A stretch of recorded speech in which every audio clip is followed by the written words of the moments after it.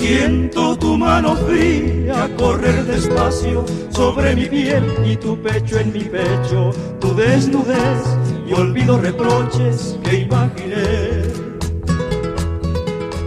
Vente conmigo al huerto que están las rosas, queriendo ver la promesa que ha roto para volver y así creer lo que les conté.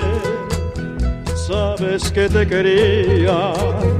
como a nada en el mundo, que seguía tus pasos, tu caminar, como un lobo en celo desde mi hogar, con la puerta abierta de par en par, de par en par, que tenía en penumbra nuestro rincón en aquel salón, con dos cubiertos y mi canción, y con tus flores en el jarrón.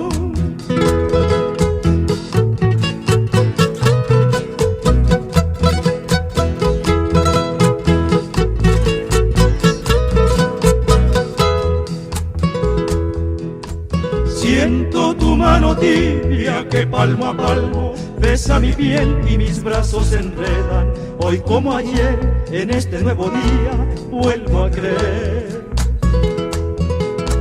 Vente conmigo al puerto que hay una barca en el malecón con mi nombre pintado, secando al sol con tu nombre grabado junto al timón.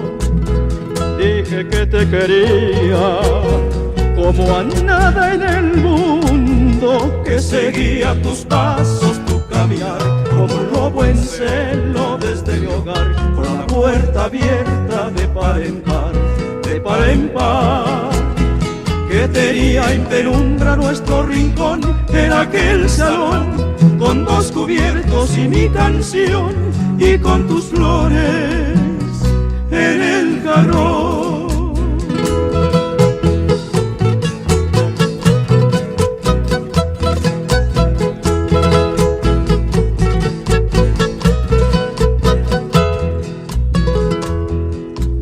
Quiero abrazarte tanto con mis sentidos, con tanto amor que no haya más sonido que el de mi voz y mi cuerpo en el tuyo, continuación. Y andaré en la tierra como un romero, buscando a Dios y tendrás mi regazo, mi comprensión y una casa pequeña para los dos. Sabes que te quiero